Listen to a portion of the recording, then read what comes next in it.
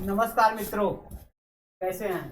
मैं आशा करता हूं कि आप कुशल पूर्वक होंगे, सब कुशल पूर्वक होंगे। और हम लोग पढ़ने जा रहे हैं करंट अफेयर। और करंट अफेयर में हम लोग 6 महीने का जुलाई से लेकर के दिसंबर तक के क्वेश्चनों को क्या करेंगे, करंट अफेयर को पूरा का पूरा हल करेंगे। चाहे वो पीसीएस होगा, चाहे आपका आरओ होगा, चाहे एसएससी जीडी का होगा, या आने वाली जो भावी वैकेंसी है उत्तर प्रदेश पुलिस का, ये सभी को सभी क्या करेगी, आपकी बड़ी ही उपयोगी करने वाली है। तो आज कुछ दिनों तक हमारे साथ बने रहिए और हम आपके साथ लेके चलेंगे। वो चुनिंदा से चुनिंदा क्वेश्चन है जो आपको आएगा। और मेरा अपना कुछ भी नहीं, सब क्या है, किताबों से छटा हुआ क्वेश्चन है। क्योंकि आप जानते हैं कि किताबों से ही प्रश्न पूछे जा रहे हैं, इसलिए आपको पढ़ना बहुत आवश्यक है। आप देख रहे होंगे कि यह समसामयिक की घटना चक्र की पूरा का पूरा सारांश लिया गया है। और कहा जा रहा है कि एआरओ यूपीपी एसएससी जीडी या अदर एग्जामिनेशन के लिए पूरा का पूरा काम है अर्धवार्षिक परीक्षा, ठीक है, का ये संकलन है, समसामयिकी घटना चक्र के संबंधित है। आइए हम लोग अपने वक्तों का जाया न करते हुए हम लोग डायरेक्ट क्वेश्चन पे आते हैं। किस किस प्रकार से क्वेश्चन यहाँ पर पूछे जाते हैं, कौन कौन से प्रकार के क्वेश्चन यहाँ पे आपको देखने को मिलेगी। स्लाइड पे पहला क्वेश्चन है सर, कह रहा है कि निम्न कथनों पर विचार कीजिए। 5 नवंबर 2023 के मध्य दूसरा वर्ल्ड फूड इंडिया 2023 का आयोजन भारत मंडप प्रगति मैदान नई दिल्ली में किया गया।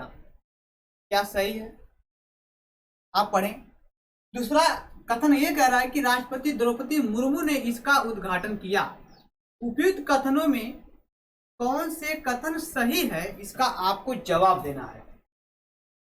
ऑप्शन है केवल एक, केवल दो, एक और दो दोनों सही। उपयुक्त में से कोई नहीं सही है। लेकिन मैं आपको आंसर दे रहा हूं कि हाँ बिल्कुल सही कि 5 नवंबर 2023 को मध्य क्या है कि मध्य दूसरा वर्ल्ड फूड इंडिया 2023 का आयोजन भारत मंडप प्रगति मैदान नई दिल्ली में सर किया गया। इसमें दो राह की बातें नहीं है, लेकिन दो किया गया। लेकिन यह उपयुक्त राष्ट्रपति द्रौपदी मुर्मू ने इसका उद्घाटन किया ना भैया। कौन किया? तो कहेंगे कि देश के प्रधानमंत्री ने। कौन किए? तो पीएम ने किया। बहनों और भाइयों, मतलब समझ गए आप लोग, ठीक है। प्रधानमंत्री ने किए थे, नरेंद्र मोदी साहब ने किए थे, ठीक है। इसका राइट आंसर हो जाएगा गुरुजी या, ठीक है। प्रदीप जी आपसे भी मैं बात कर रहा हूँ, ठीक है ना, सभी लोग जुड़े हुए हैं। आइए नेक्स्ट क्वेश्चन, आइए इसकी व्याख्या पे हम लोग जाएं। व्याख्या क्या है भैया? देखिए, कह रहा है कि दूसरा वर्ल्ड फूड इंडिया 2023 का आयोजन कहाँ किया गया? तो बिल्कुल राइट है। कहाँ किया गया? तो कहेंगे 5 नवंबर 2023 को किया गया था। कहाँ किया गया था? तो भारत मंडप प्रगति मैदान नई दिल्ली में। कहाँ पर है? तो कहेंगे कि जो प्रगति मैदान वो नई दिल्ली में भी है। इसका उद्देश्य क्या रहा सर? तो भारत को दुनिया की खाद्य टोकरी के रूप में प्रदर्शित करना और वर्ष 2023 को अंतरराष्ट्रीय मोटा अनाज वर्ष के रूप में मनाना। देखिए, हमारे देश से जितना भी मोटे अनाज है ना, वो लुप्त हो गए, विलुप्त हो चुके हैं। और मोटे अनाज न खाने की वजह से देश में तमाम प्रकार की बीमारियां हो रही है। आपसे निवेदन है कि आपके खेत अगर है तो सभी अनाजों का बोने का काम करिए और क्या सभी अनाज का रस खाने का काम करें, ठीक है ना। आगे तो अगला क्या कह रहा है कि यह कार्यक्रम सरकारी निकाय, उद्योगों, पेशेवरों, किसानों, उद्यमियों और अन्य हितधारकों को चर्चा में शामिल होने, साझेदारी स्थापित करने और कृषि खाद्य क्षेत्र में निवेश के अवसरों का पता लगाने के लिए एक नेटवर्किंग और व्यापारिक मंच प्रदान करता है, ठीक। अब प्रश्न ये बनता है कि इसका आयोजन कहाँ कहाँ पे किया गया? तो भाई इसका जो आयोजन है, जो आयोजन का करने वाले हैं, जो भागीदारी है, वो है कौन है? तो कहेंगे सर इसका है जो नीदरलैंड है। कौन है? तो कहेंगे नीदरलैंड है। और नीदरलैंड की यदि अगर हम लोग इसकी राजधानी की बात करें, इसका राजधानी है एम्सबर्ग। राजधानी राजधानी राजधानी पकड़ के आ जाइए, ठीक है ना।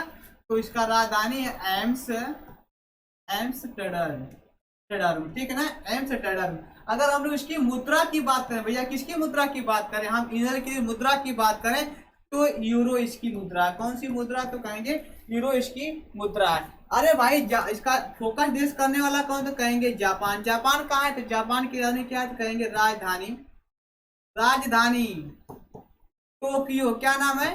टोक्यो। अगर इसकी हम लोग मुद्रा की बात करें तो इसकी क्या है कि जापानी मुद्रा के नाम से जानी जाती है, राइट। अगला क्वेश्चन देखा जाए। अगला समझ में आओ तो गिनाओ तो रे। चलिए, क्या कह रहा है कि फोकस देश और भी है, जापान है, वही वही वही जापान की बात करता। इसका मुख्य विषय क्या था? समृद्धि के लिए प्रसंस्करण करना। क्या है? समृद्धि के लिए प्रसंस्करण करना। और शुभांकर, शुभांकर बहुत जरूरी है। शुभांकर मतलब जो शुरू करने वाला यार, उसी को कहते हैं शुभांकर। तो क्या है? मिल इंडिया, मिल का मतलब भोजन, इंडिया माने इंडिया, मिल इंड की नाम से जानते हैं। प्रधानमंत्री नरेंद्र मोदी ने इस कार्यक्रम का उद्घाटन किया। मैंने बताया ना कि द्रौपदी मुर्मू ने नहीं, कौन किए थे? प्रधानमंत्री नरेंद्र मोदी ने किया। इस अवसर पर प्रधानमंत्री ने स्वयं सहायता समूह SHG को मजबूत करने के उद्देश्य से 1 लाख से अधिक SHG सदस्यों के बीज पूंजी सहायता वितरण किया। आप जानते हैं कि जो स्वयं सहायता समूह है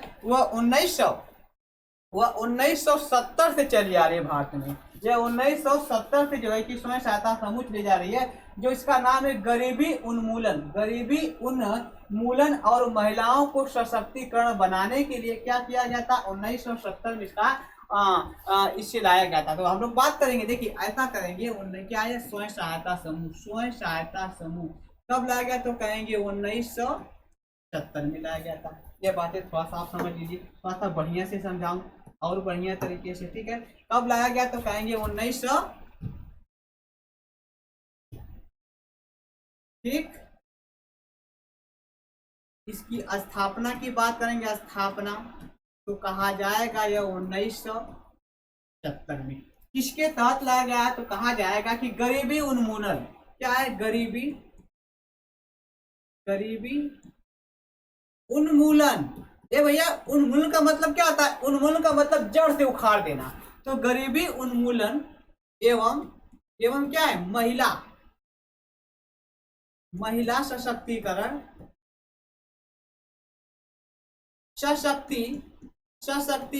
महिला सशक्तिकरण। क्या है? थोड़ा सा मिस्टेक हो गई, का हो यहाँ पे, तो लिखेंगे महिला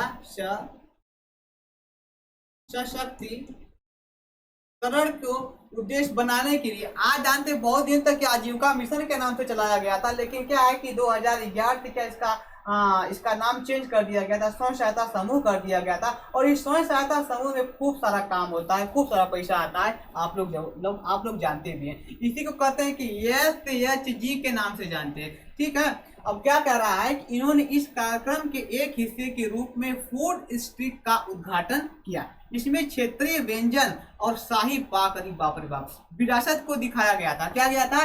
इसमें व्यंजन, अरे का मिल जाए तो का खाने मजा आ जाए, है कि नहीं है? तो क्या है कि शाही व्यंजन और शाही पाक विरासत का क्या किया गया था? इसमें एक प्रदर्शन किया गया था, राइट ना। अब आपको समझ गए होंगे, अब आप क्या है, बिल्कुल पूर्ण रूप से क्या है, समझ गए होंगे। आइए देखते हैं अगला क्वेश्चन की तरफ जाते हैं। लाइव पे सर अगला क्वेश्चन, नेक्स्ट क्वेश्चन, दूसरा क्वेश्चन कह रहा है कि नवंबर 2023 में जारी EdelGive Hurun India philanthropy list 2023 में किसे दान दाताओं की सूची में शामिल स्थान प्राप्त किया? भैया, दान का मतलब कहते हैं ना कि दान देना। 1 लाख बक्स भी हुआ करता था जो खूब दान देता था। आप जानते हैं कौन था? इतिहास में पढ़े होंगे, ठीक है। लेकिन यहाँ पे कौन है दान देने वाले? देखिए, अजीम प्रेम जी। आप तो अजीम प्रेम जी के बारे में जानते हैं, जिसकी क्या विप्रो नामक कंपनी के संस्थापक। आप मुकेश अंबानी जानते हैं, मुकेश अंबानी, धीरू अंबानी, अनिल अंबानी, ये कई परिवार के हैं। एक ही चट्टू बट्टू, मतलब शिव नाडर और गौतम अडानी का नाम तो सुनते ही लोगों का दिमाग खराब हो जाता है। खैर चलिए, ये लोग बड़े ही देश के, लेकिन ये लोग दोनों में से किसी ने क्या है कि दानदाताओं की सूची में नहीं आया है, लेकिन कम है। लेकिन पहले स्थान पे कौन है भैया? तो मैं आपको बता दूं कि पहले स्थान पे, अब तक नहीं बता पाए क्या आंसर? आप लगाइए। तो दान देता की सूची में कौन है? तो कहेंगे कि शिव नाडर। तो शिव नाडर कौन है? इनके बारे में हम क्या करेंगे, पूरी व्याख्या आइए समझेंगे। तो कह रहा है कि EdelGive Hurun India philanthropy list 2023 जारी किया गया। कब किया गया? तो कहा जाएगा कि नवंबर 2023 में। किसके द्वारा किया गया? तो देखिए यही नाम है, क्या है? EdelGive foundation and Hurun research institute द्वारा कैसे जारी किया गया। एक बात और कहता है, इस सूची में देश के 119 दानदाताओं का नाम आया, और आया, व्यक्तियों को शामिल किया गया और इस सूची में HCL, क्या नाम है, HCL जो कंप्यूटर बनाती है ना, HCL के टेक्नोलॉजी के संस्थापक शिव नाडर को क्या मिला है, शिव नाडर को प्रथम स्थान मिला। ये बात आप माइंड में रख लीजिए, ये प्रथम स्थान मिला है या प्रथम स्थान प्राप्त हुआ है। दूसरी बात है 2022 और 23 में उन्होंने 2042 करोड़ रुपया के दान दिए थे। बाप रे बाप, हमको एक को पैसा नहीं मिलता, आपको को नहीं मिलता है, ठीक है ना। तो 2042 करोड़ रुपया दान दिया, कब, 2022 और 23 में दिए इन्होंने। कह रहा है कि विप्रो के अजीम प्रेम जी, हमने नाम लिया था ना, विप्रो के अजीम प्रेम जी 1774 करोड़ रुपया का दान देकर दूसरे स्थान पे, प्रथम स्थान पे तो किस स्थान पे हुए, दूसरे स्थान पे हुए। यहीं पे कहता है कि रिलायंस इंडस्ट्रीज के अध्यक्ष मुकेश अंबानी और परिवार 376 करोड़ रुपया दे करके तीसरे स्थान पे बने रहे। और जीरोधा के सह संस्थापक नितिन कामत का, ठीक है ना, लिखित है, ये चौथे स्थान पे रहे। कैसे स्थान पे रहे, चौथे स्थान पे। तो दान दाताओं के भी आपको बारे में याद करना होगा कि भारत के जो 2 पति हैं वो कितने दान दिए हैं। तो मुकेश अंबानी तीसरे स्थान पे, कौन स्थान पे, तीसरे स्थान पे। विप्रो के मालिक कौन है, अजीम प्रेम जी दूसरे स्थान पे, शिव नाडर पहले स्थान पे। बातें आपको याद रहनी चाहिए, ये बातें आपको याद नहीं चाहिए। स्लाइड पे तीसरा क्वेश्चन देखिए क्या लिखा है कि अक्टूबर 2023 में 9वां, एक बातें समझिए, G20 संसदीय शिखर सम्मेलन P20, ये क्या मतलब, कहाँ आयोजित किया गया था, बात को समझिए। दरअसल बात है कि भारत में G20 सम्मेलन 9 और 10 सितंबर को नई दिल्ली में स्थापित किया गया, संपन्न किया गया। और संपन्न किया गया तो टारगेट दिया गया, क्या क्या टारगेट, इसके कुल 6 टारगेट दिए गए थे G20 के। तो G20 के 6 टारगेटों में से ये टारगेट आपको बताएगा उसको क्या कर रहा है, उसके के लिए भारत क्या करती, बड़ी ईमानदारी के साथ काम करती जा रही है कि हम कि ये जो पारित किया गया वो हमको क्या है, पूरा का पूरा उस पर कार्यान्वित करना है, कार्य को आगे बढ़ाना है। ये है आपका, यही कह रहा है। तो कहाँ किया गया था, नई दिल्ली, ढाका में, जयपुर और कोलंबो। देखिए ये सभी राजधानियां हैं। भारत की राजधानी क्या है तो कहेंगे यह भारत की राजधानी है, अरे इसको बताने की जरूरत नहीं है, ठीक है। ये ढाका है तो जानते हैं, ये ढाका है, कौन सा है, ढाका के बारे में कौन नहीं जानता है, ठीक है ना। और कोलंबो के बारे में, श्रीलंका के बारे में कौन नहीं जानता है। जयपुर जो राजस्थान है, ठीक है ना। तो राजस्थान एक राज्य है, बाकी ये सभी लोग क्या है, देश हैं, सभी लोग ये बाग देश है। ये आपको बांग्लादेश है, ये कौन है तो कहेंगे एक बांग्लादेश है। यह बांग्लादेश की राजधानी क्या है, ढाका है। और ये है आपका श्रीलंका, कौन है आप कहेंगे यह श्रीलंका है, यह आपको श्रीलंका है। और श्रीलंका की राजधानी कोलंबो। और ये किसकी है तो ये आप बताएंगे, भारत में एक राज्य इसका नाम है, ठीक है ना, इसका नाम हम लोग जानते हैं, ठीक है ना। क्या जरूरत है इसके बारे में बताने की, क्योंकि कोई देश है नहीं, बहरहाल। तो लेकिन बात करेंगे कहाँ पे इसका आयोजन किया गया, तो भाई साहब आपका आंसर निकल के आता है नई दिल्ली में। याद करिएगा क्या क्या है, नई दिल्ली। अब बात करेंगे कि G20 किसे कहते हैं, तो कहा जाता है कि G20 20 देशों का समूह है, 20 देशों का समूह है। अगर हम लोग बात करें इसकी स्थापना की बात किया जाए, इसकी स्थापना होती है, इसकी स्थापना की बात करें तो 26 सितंबर, क्या तारीख को, 26 सितंबर 1999 में इसकी स्थापना होती है। ये बात समझ गए। इसके पास 20 सदस्य हैं, कितने सदस्य हैं तो कहेंगे इसके 20 सदस्य हैं। एक बात है, लेकिन हम लोग कहेंगे कि G20 क्या नाम है, लेकिन हम लोग कहेंगे कि G20 2000 कब, 2023 में जो आयोजन हुआ था उसके कुल कितने थे तो कहा जाएगा इसके कुल 6 काम दिए गए थे। किसको, भारत को या दुनिया को क्या काम दिया गया थे, 6 काम दिया गया था। तो आप कहेंगे कि कुल 6 काम, क्या मतलब इसका 6 उद्देश्य है, किसका, G20 का 6 उद्देश्य था। इसका 6 उद्देश्यों में से क्या क्या किया गया है, क्या क्या दिया गया, तो आप लिखेंगे कि पहला है, देखिए पहला आपका है हरित विकास करना है। क्या करना है तो कहेंगे कि हरित विकास करना है। दूसरे की बात करेंगे समावेशी, क्या कहेंगे हम लोग, समावेशी विकास पे विशेष हम लोग कर देंगे। और तीसरे पे क्या होगा, SDG पे, विशेष बल दिया गया। क्या है? एसडीजी पे विशेष बल दिया गया। और चौथे की अगर हम लोग बात करें तो तकनीकी, क्या करते हैं? तकनीकी, बात समझिए बाबू, ये जो तकनीकी है, तकनीकी में क्या करना है? परिवर्तन करना है। परिवर्तन, तकनीकी में क्या करना है? परिवर्तन करना है। और 4, और बाकी बचा कितने आपके? 2 और, तो ये हो जाएगा आपका 5वां और ये हो जाएगा 6ठा। तो 5वें में क्या लिखा गया है? तो कहा गया है कि 21वीं सदी के, किसको? 21वीं सदी को क्या करना है? बेहतर बनाना है या बहुपक्षी बनाना है। 21वीं सदी को क्या कराना है? 21वीं सदी को बहुपक्षी। अरे भाई, हमको एक पक्ष नहीं ना चाहिए। कहते हैं कि अगर पेट्रोल खत्म हो गया तो डीजल खत्म हो गया, तब क्या करेंगे? उसके लिए क्या है? हमारे पास सूर्य की किरणें है, उसके पास मतलब क्या, अक्षय ऊर्जा है। तो एक नहीं कई विकल्प हमको चाहिए, इसीलिए कह रहा है कि बहुपक्षी। और अगला लास्ट में आता है महिलाओं के लिए। क्या था? महिलाओं को क्या करना है? सशक्तिकरण बनाना है। कहते हैं महिलाओं के लिए क्या करना है? सशक्तिकरण बनाना। इसके कुल कितने थे? G20 के भैया, G20 के कुल 6 आयाम दिए गए थे 2023 में। कै तारीख को? तो कहेंगे कि दिल्ली में जो अभी हाल ही में 9 और 10 सितंबर को क्या हुआ था? G20 सम्मेलन में दुनिया के बाहर लोग आए थे और दुनिया के अन्य देश 20 के अलावा भी जो 20 अन्य देश आए थे, इसलिए अब G20 का नाम क्या हो जाएगा? इसलिए G20 का नाम हो जाएगा, आप जानते हैं, G20 का नाम हो जाएगा प्लस, G20 प्लस। ठीक है ना? आगे देखिए, इसकी पूरी व्याख्या देखिए भाई, पूरी व्याख्या देखिए। अगला को है, अब इसके बारे में G20 के बारे में बता रहा है कि संसदीय अध्यक्ष शिखर सम्मेलन क्या हुआ? 2023 में हुआ था। लेकिन कब हुआ था? कहेंगे 13 और 14 अक्टूबर को हुआ। कहाँ पे हुआ? तो India international convention and expo centre, Yashobhoomi, नई दिल्ली में हुआ मित्र, नई दिल्ली में हुआ। अब बात करेंगे कि जो नई दिल्ली में तो किया गया अपने संसद में, लेकिन हम जानते हैं कि संसद के कई सदन? 2 की 3 कहा जाता है कि देखिए संसद है और संसद के 2 सदन। संसद के 2 सदन कौन कौन? तो कहा जाएगा एक है लोकसभा और एक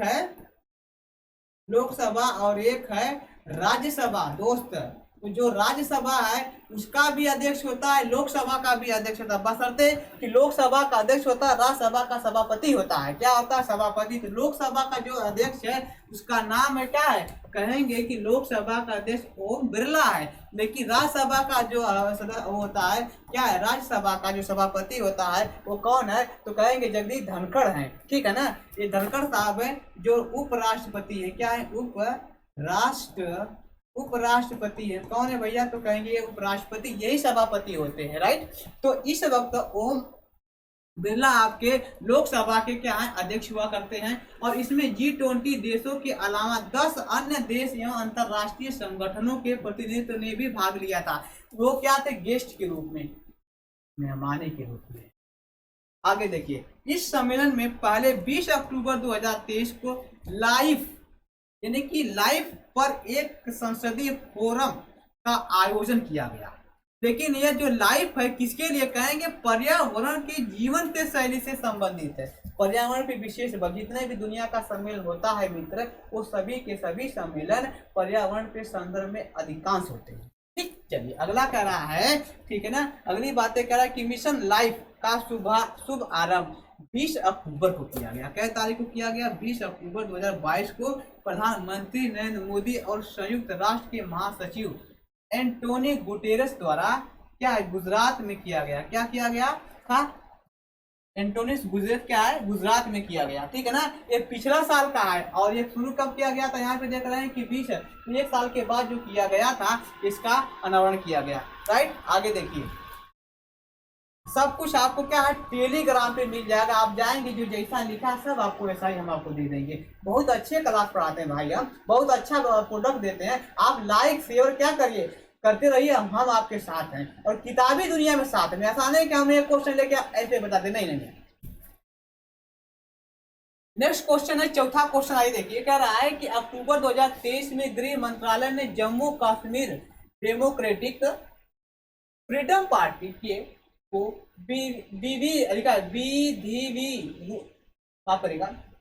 विधि विरुद्ध क्रियाकलाप अधिनियम 1967 की इस धारा के अंतर्गत लिखा है कि विधि विरुद्ध संगठन घोषित किया गया। धारा 21, धारा 32, धारा 31, धारा 4, 3 और 3 कौन किया गया, इसको आपको जवाब देना है। आंसर दीजिए, हम आपके ही बगल में खड़े हैं। चलिए, आंसर आपके पास आया कि नहीं आया हमको क्या मालूम, लेकिन हम बताते हैं आपको। धारा 31, तो धारा 31 क्या है इसके बारे में थोड़ा सा समझिए, पूरी कहानी आपको समझ में आएगा मास्टर। तो कह रहा है कि Jammu Kashmir democratic freedom party एक है, जिसकी स्थापना या जिसका हुआ कब हुआ था, कहेंगे इस समय। तो आगे देखिए, तो इसकी घोषित करता गृह मंत्रालय। देखिए, विधि विरुद्ध संगठन घोषित 5 अक्टूबर 2023 को भी हाल ही में किया गया। घोषित करता कौन, तो कहेंगे गृह मंत्रालय, भारत सरकार ने घोषित कर दिया। घोषित किया गया क्यों, विधि विरुद्ध क्रियाकलाप निवारण अधिनियम 1967 की धारा 31 के अंतर्गत किया गया। यह संगठन राष्ट्र विरोधी गतिविधियों में संचालित है। यह संगठन राष्ट्र विरोधी गतिविधियों में क्या है, शामिल है। वर्ष 1998 से शुरू है, वर्ष 1998 से शुरू है। और एक बात कह रहा है कि ये कृत्य भारत में अलगाववाद तथा आतंकवादी कृत्यों को बढ़ाता। कौन, ये जो इनका संगठन है, जो इनकी पार्टी है डेमोक्रेटिक फ्रीडम पार्टी, इनका मात्र एक उद्देश्य है कि भारत का अलगाव, मतलब भारत से जम्मू कश्मीर तथा लद्दाख को लेकर के आगे निकल जाएं, कहाँ चले जाएं, पाकिस्तान। ये इनकी विचारधारा है, इसीलिए इस पे क्या है, ठोक दिया गया है। ठीक है ना। चलिए, इस संगठन के विरुद्ध आपराधिक मामले में पंजीकृत यूएपीए 1967, आईपीसी धारा 1860। हम जानते हैं कि भारत की जो आईपीसी धारा, इंडियन पिनल कोड, 1860 में लाया गया। एम्स एक्ट 1959, रणवीर दंड संहिता 1932 विभिन्न धाराओं के अंतर्गत आता है। नेक्स्ट क्वेश्चन आपके सामने है, वीरांगना रानी दुर्गावती स्मारक और उद्यान के विषय में कौन सा तथ्य सही नहीं है। तो देखिए, कह रहा है कि 5 अक्टूबर 2023 को प्रधानमंत्री नरेंद्र मोदी ने जबलपुर मध्य प्रदेश में वीरांगना रानी दुर्गावती स्मारक और उद्यान का भूमि पूजन करवाया। क्या किया, एक बात के प्रश्न देखिए। दूसरी बातें कहते हैं कि इसकी निर्माण लागत राशि लगभग 100 करोड़ रुपए होगी। और अगला कहता है कि इसमें रानी दुर्गावती की 52 फीट ऊंची कांस्य प्रतिमा स्थापित की जाएगी। 52 फीट कांस्य प्रतिमा स्थापित की जाएगी, यह बातें कहेगा। इसका तो विकल्पों नहीं दिया भाई, टाइप करने वाले कैसे काम कर देते हैं, वो गड़बड़ा जाएगा। पर हाँ, चलिए मैं इनको पूरा का पूरा आपको बता देता हूँ। ठीक है ना, मैं इसको पूरा का पूरा बता देता हूँ। इसकी निर्माण जो लागत किया गया है, इसका जो निर्माण की लागत की काम किया गया है, तो ये आपका जो आंसर आपको दिखेगा वो आपका आंसर है, यह है। क्या जो सही नहीं है, वो कह रहा है कि जो सही नहीं है, तो यह आपको सही नहीं है। यह ज्यादा पैसा और लगाया गया था। इसमें एक बात है कि 5 अक्टूबर 2023 को क्या प्रधानमंत्री नरेंद्र मोदी ने जबलपुर में मध्य प्रदेश में वीरांगना रानी दुर्गावती स्मारक और उद्यान भूमि की पूजन किया था। बिल्कुल राइट है, ये सही है। ठीक है, ये भी सही है। इसकी निर्माण लागत राशि लगभग 100 करोड़ रुपए थी, यह भी सही है। 31 एकड़ क्षेत्र में विस्तारित नहीं है, ज्यादा भी है। इसमें रानी दुर्गावती की 52 फीट ऊंची कांस्य प्रतिमा स्थापित की जाएगी, यह बिल्कुल सही है। तो जो आपका आंसर है, गलत बताना है ना, तो ये आपको आंसर सही है। एक बात और समझिए बात को, यह आज का इतिहास, रानी दुर्गावती की जयंती 5 अक्टूबर 24 को, यानी कि 5 अक्टूबर 1524 को इन्होंने उत्तर प्रदेश के बांदा जिला में रानी दुर्गावती का जन्म हुआ था। और पति दलपत शाह के निधन के बाद उन्होंने गोंडवाना की बागडोर संभाली। जो गोंडवाना लैंड के क्षेत्र आते हैं, गोंडवाना जो आता है, उसे बागडोर उन्होंने संभाली थी। ठीक है, इसकी विस्तृत जानकारी हम अभी देंगे। आइए देख लीजिए। कह रहा है कि वीरांगना रानी दुर्गावती स्मारक और उद्यान, इसकी जो भूमि पूजन है वो 5 अक्टूबर है, 5 अक्टूबर 2023 को हुआ। कहाँ पे, तो जबलपुर अर्थात मध्य प्रदेश एमपी के क्षेत्र में हुआ। और भूमि पूजन किया कौन किया, तो कहेंगे प्रधानमंत्री ने किया। कौन किया? तो कहेंगे प्रधानमंत्री ने किया। इसकी निर्माण लागत लगभग 100 करोड़ रुपया है। विस्तारित होगा क्या? लगभग 21 एकड़ में। पिछले में जो आपको आंसर दिया था वो दिया था आपका 31 दिया था, लेकिन ये गलत हो गया। सही क्या है आपका? तो कहेंगे कि 21 एकड़ क्षेत्र में, राइट ना। इसमें स्थापित की जाने वाली रानी दुर्गावती की प्रतिमा की ऊंचाई कितना? तो कहेंगे कि 52 फीट होगी। दोस्त कितना होगी? तो 52 फीट इसकी ऊंचाई होगी। और इस परिसर में प्रगति के अलावा होगा और एक संग्रहालय, जिसे कहते हैं म्यूजियम के नाम से आप जानते हैं, ठीक। और यह संग्रहालय प्रदर्शित करेगा, क्या करेगा? रानी दुर्गावती की वीरता और साहस के रूप में। संहिता गोंडवाना क्षेत्र का इतिहास है। रानी दुर्गावती 16वीं शताब्दी के मध्य में गोंडवाना की शासका बनी थी। अगली बात है, प्रधानमंत्री ने सिक्का और डाक टिकट जारी किया। किसके नाम पे? वीरांगना के नाम पे प्रधानमंत्री ने क्या जारी किया? डाक और सिक्का, यानी कि सिक्का भी जारी करवाया और डाक। ध्यान दीजिएगा, अच्छे बताइए। अच्छा, ये लोग कभी रुपया नहीं जारी करते, खाली सिक्का जारी करते हैं। का हो? सिक्का इसलिए जारी करते हैं कि सिक्का की जो काम को, जो संचालन का काम करता है, वो कौन करता है? वो भारत सरकार करती है। वो क्या करती है? भारत सरकार करती है। लेकिन रुपए का जो प्रचलन का काम होता है, जो जारी करने का, वो आरबीआई करती है। तो काम गड़बड़ हो जाता है, इसलिए सिक्का हमेशा जारी करते हैं। याद है कि नहीं? सिक्के की ढलाई कौन करती है? तो कहेंगे आरबीआई। और संचालन कौन करता है? तो कहेंगे भारत। इसीलिए सिक्का पे कभी आरबीआई नहीं लिखा जाता है, सिक्का पे केवल भारत सरकार लिखा जाता है। आप जानते हैं कि 1 रुपये का नोट भारत सरकार था वित्त मंत्रालय संचालित करता है, और 1 रुपया के बाद जितना भी नोटें चलती है सब RBI, reserve bank of India करता है। ये बात आपको पता है ना? पता होगा। चलिए, तो ये बातें आपको मिला और हमने 5 क्वेश्चन समाप्त कर दिया। लगातार लाइन पे बने रहिए। आज 5 है, कल 10, 20 भी का क्वेश्चन आएगा और ऐसे पढ़ाते चलेंगे। आपका बहुत जल्द ही हम कवर करा देंगे, ध्यान रहे, ठीक है। आज क्लास ओके, थैंक यू।